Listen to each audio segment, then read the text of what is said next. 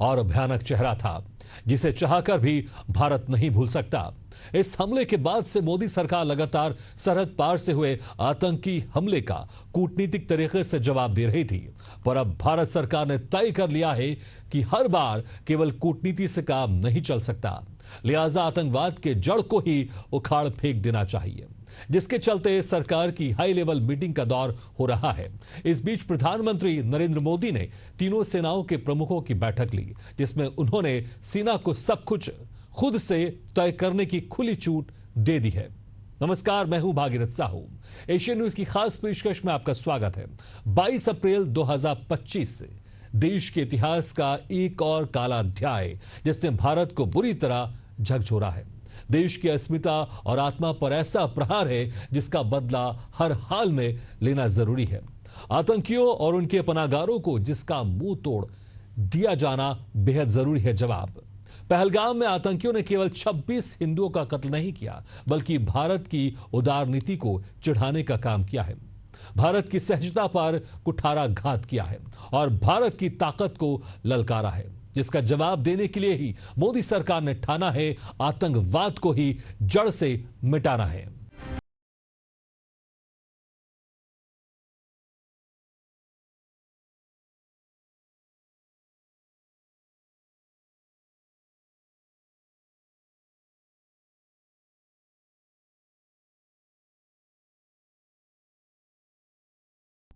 पहलगाम आतंकी हमले के बाद से सरहद पर पाकिस्तान लगातार हरकत कर रहा है। यह उसकी बेचैनी का सबसे बड़ा प्रमाण है। पाकिस्तान एक नाकाम कोशिश कर रहा है कि भारत यदि जंग का ऐलान कर देता है तो वो जवाब देने में सक्षम है, जबकि हकीकत यह है कि पाकिस्तान बुरी तरह घबराया हुआ है, क्योंकि उसने उरी और पुलवामा का बदला देखा है। पाकिस्तान यह भी जानता है कि इस वक्त भारत की कमान प्रधानमंत्री नरेंद्र मोदी के हाथों में है, तो गृह मंत्री अमित शाह है जो सहते नहीं बल्कि वो कर जाते हैं, जिसका जिक्र भी नहीं करते। और अब भारत ने तीनों सेनाओं को पूरी छूट देकर देश हित में फैसला ले लिया।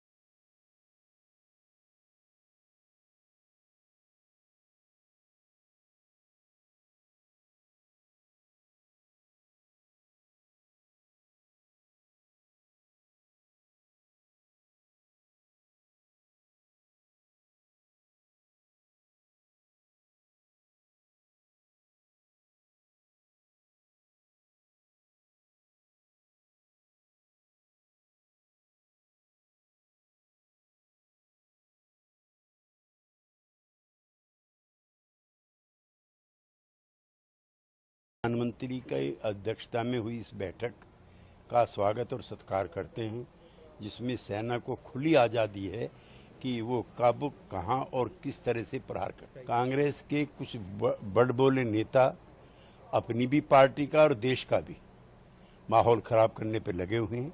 ये समय एकजुटता दिखाने का है, सेना के प्रति भी और सरकार के द्वारा लिए गए किसी भी कदम के प्रति। देखिए, ये फैसला अप्रत्याशित नहीं था। विपक्ष को थोड़ा धैर्य रखना चाहिए।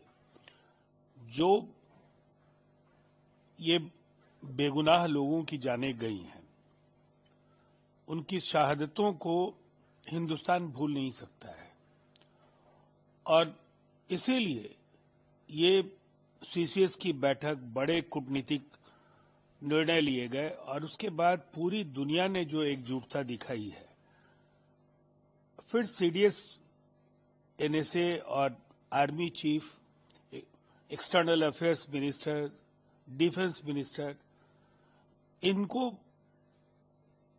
बुलाया जाना और उसके बाद इस तरह का निर्णय निसंदेह पाकिस्तान के लिए बुरे वक्त की शुरुआत हो गई है।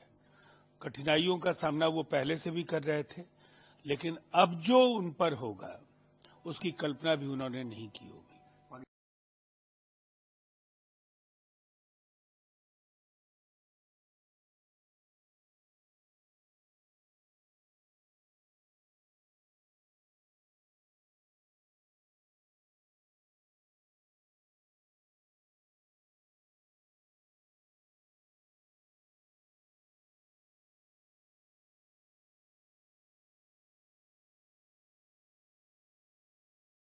हर्ष संघवी लगातार इस पर मॉनिटरिंग कर रहे हैं। संघवी ने बताया कि अलकायदा को सहयोग करने वाले बांग्लादेशियों के खिलाफ कार्रवाई की गई है और प्रदेश भर में गतिविधि लगातार जारी रहेगी।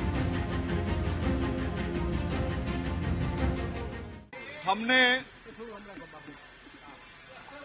उस क्षेत्र का ध्वस्त किया जहां से अलकायदा के सहयोगी 4 गैरकानूनी बांग्लादेशी पकड़े गए थे। हमने उस क्षेत्र का ध्वस्त किया है जहां से अभी तक बड़े पैमाने पे ड्रग्स कार्टेल पकड़े गए हैं। हमने उस क्षेत्र का ध्वस्त किया है जहां छोटी छोटी मुस्लिम बेटियों को ये गैर कानूनी बांग्लादेशियों ने वेश्यावृत्ति का शिकार बनाया था। हमने उस क्षेत्र का ध्वस्त किया है जहां से बड़े पैमाने पे गैरकानूनी बांग्लादेशियों को पकड़ा गया है।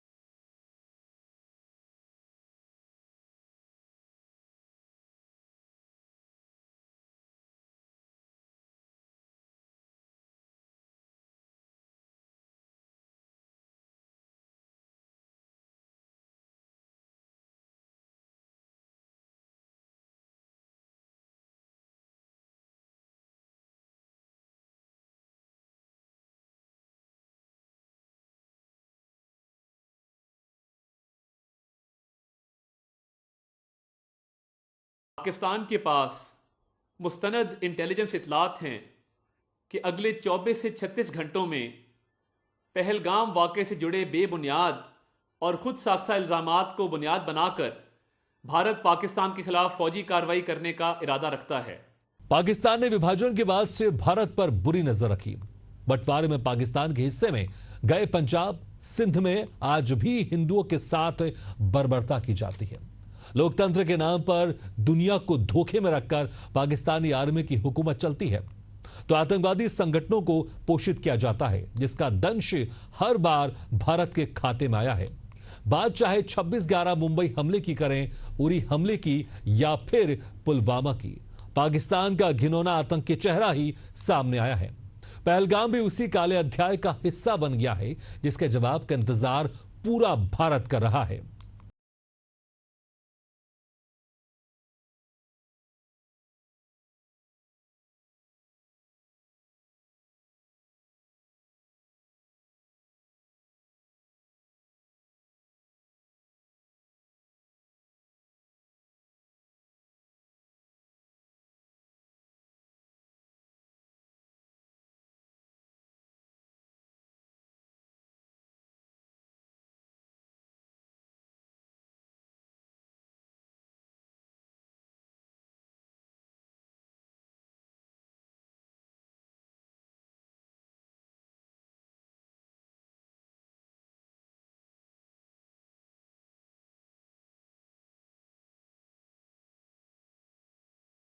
प्रकार से उद्वेलित है पहलगाम की घटना को लेकर और आम लोगों के मन में है कि पाकिस्तान को कड़ी सबक सिखाई जाए और इसलिए प्रधानमंत्री माननीय नरेंद्र मोदी जी के नेतृत्व में लगातार ऐतिहासिक निर्णय लिए जा रहे हैं, चाहे सिंधु जल समझौता को निलंबित करने का मामला हो, चाहे पाकिस्तानियों के वीजा समाप्त करने का मामला हो, और अब बार बार जिस प्रकार से सीमा पर समझौते का उल्लंघन पाकिस्तान कर रही है, ऐसे में कल जो निर्णय प्रधानमंत्री जी ने लिया वो बहुत ही ऐतिहासिक है। इससे निश्चित रूप से हमारे सुरक्षा बल, सेना मजबूती से काम कर पाएंगे। पर कांग्रेस की मानसिकता तो देश के सामने उजागर हो गई कि कैसे कांग्रेस पार्टी पाकिस्तान की भाषा बोलती है, आतंकवादियों की भाषा बोलती है। ये बार बार परिलक्षित हुआ है और इस बार भी वही परिलक्षित हुआ है। पोस्टर को हटा लेने से कुछ नहीं होता, लेकिन उनकी मानसिकता जो है वो हट नहीं रही है। धर्म पूछ करके लोगों को गोली मारना एक बहुत बड़ा घिनौना पाप कुकृत्य पाकिस्तान ने किया है। भारत सरकार जरूर उसको जवाब देगी और महाकाल भी ऐसे जो राक्षसी वृत्ति के लोग हैं उनका काल बन करके खड़े होंगे और सत्य की विजय होगी। हमारा को फ्री एंड कर दिया है। हाँ, यही तो शासन का विधान होना चाहिए। परित्राणाय साधूनां विनाशाय च दुष्कृतां धर्म संस्थापनार्थाय संभवामि युगे युगे। यही युग धर्म भी है, यही राष्ट्र धर्म भी है जो भारत सरकार कर रही है, जो मोदी जी कर रहे हैं।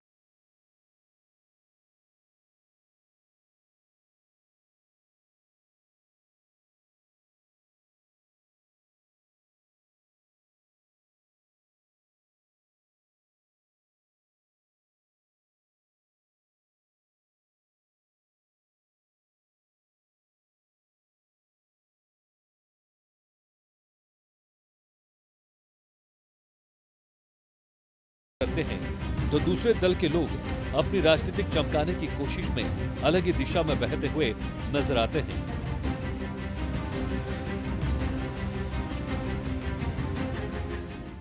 आर्मी को फ्री हैंड देना ये कोई बड़ी बात नहीं है। देश के हमारे हिंदुस्तान की आर्मी बहुत बड़ी आर्मी है।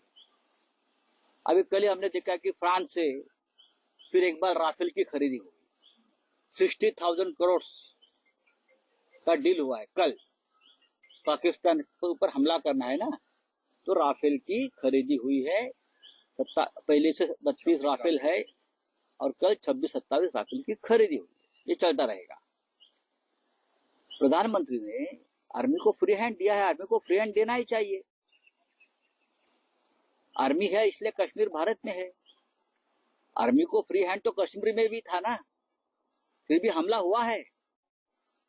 आपकी जो बात है कि हमने हमारे फौज को फ्री हैंड दिया है, लेकिन पॉलिटिकल लीडरशिप की क्या भूमिका है उसमें?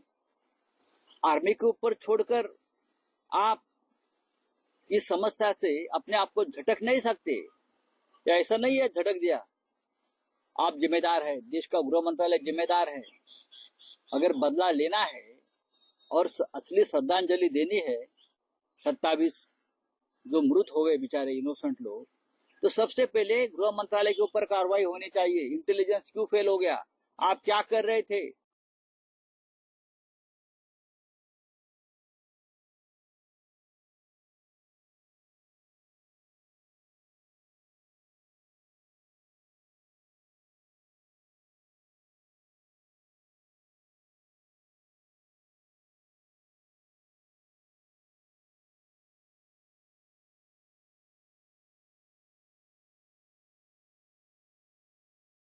मासूमों की नृशंस हत्या की, उनसे नाम और धर्म पूछकर उन्हें जिस बेरहमी से मारा गया, उसकी वजह से सबसे ज्यादा आहत भारत का हिंदू समाज है, जिसकी वजह से भारत सरकार ने राजनीति को दरकिनार करते हुए भारत की सेनाओं को पूरी छूट दी है, जिसे लेकर विपक्ष को करारा जवाब देते हुए हरियाणा के मंत्री अनिल विज ने कहा कि प्रधानमंत्री मोदी के काम करने का तरीका औरों से अलग है।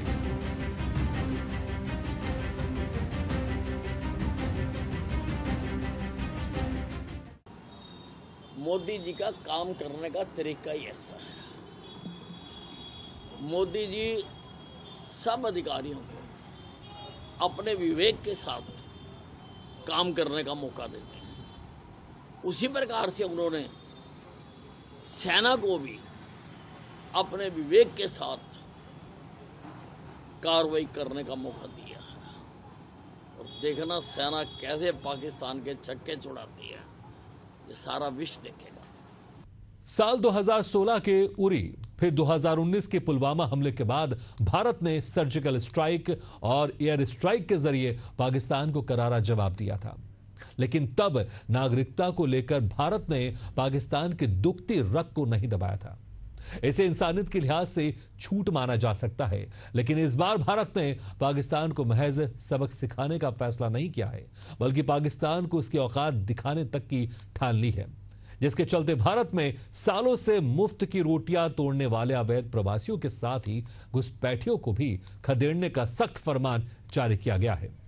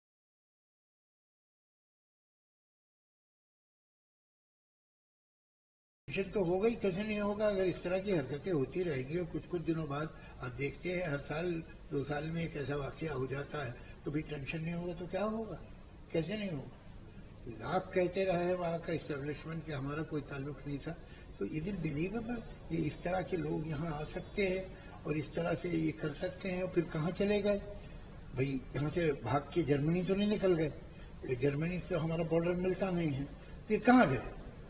तो ये बात जो कहना कि हमारा इससे कोई ताल्लुक नहीं है, ये कोई कन्विंसिंग बात नहीं है।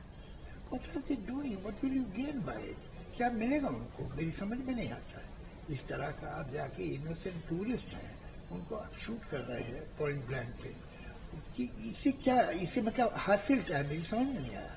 और क्यों आप करते हैं, और ये कब तक मतलब हम जो है हो जाता है, फिर कुछ दिनों बातें होती हैं फिर भूल जाते हैं। But I hope that this time the government takes some solid, definite steps, that it should be told to the establishment of Pakistan that this will not do.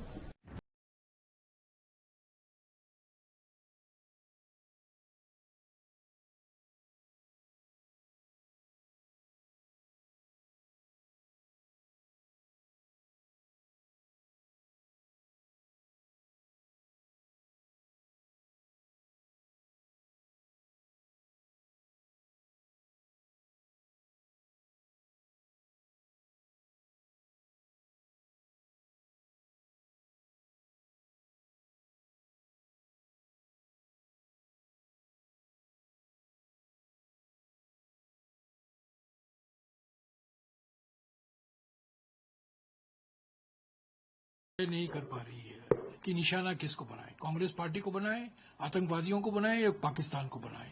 आज इस स्थिति में निशाना एक ही होना चाहिए, आतंकवादियों के खिलाफ हमें लड़ना चाहिए, पाकिस्तान को सही जवाब देना चाहिए। खामखा वो कांग्रेस पार्टी को निशाना बने रहे हैं। देखिए, पहले से हमने कहा है, 22 तारीख से हम कह रहे हैं, 22 की रात को हमने सर्वदलीय बैठक की मांग की। 2 दिन बाद सर्वदलीय बैठक हुई, प्रधानमंत्री मौजूद नहीं थे, ठीक है, हम गए, खरगे जी गए, राहुल जी गए। 24 तारीख को ही CWC का एक प्रस्ताव पारित किया गया। हमने कहा ये सबसे बड़ा संवेदनशील समय है देश के सामने, ये क्रूर आतंकवाद जो हमले हुए हैं पहलगाम में, इसके सूत्रधार पाकिस्तान है, इसको जवाब देना हमारा फर्ज बनता है और कांग्रेस पार्टी सरकार के साथ है। हम आम सहमति बनानी चाहिए, वो सरकार की जिम्मेदारी बनती है। पर हमने ये भी कहा कि इसको ध्रुवीकरण की राजनीति मत बनाइए। पर हमने हमारा हाथ दिया सरकार को और कहा जो कुछ आप उचित समझे, आप विपक्ष को विश्वास में लीजिए, पार्लियामेंट की विशेष एक सत्र बुलाइए। खरगे जी ने लिखा प्रधानमंत्री को, राहुल जी ने लिखा प्रधानमंत्री को, कुछ जवाब तो अभी तक नहीं आया। और देखिए, जो लोग निशाना बना रहे हैं कांग्रेस पार्टी को, 28 नवंबर 2008 को क्या हुआ?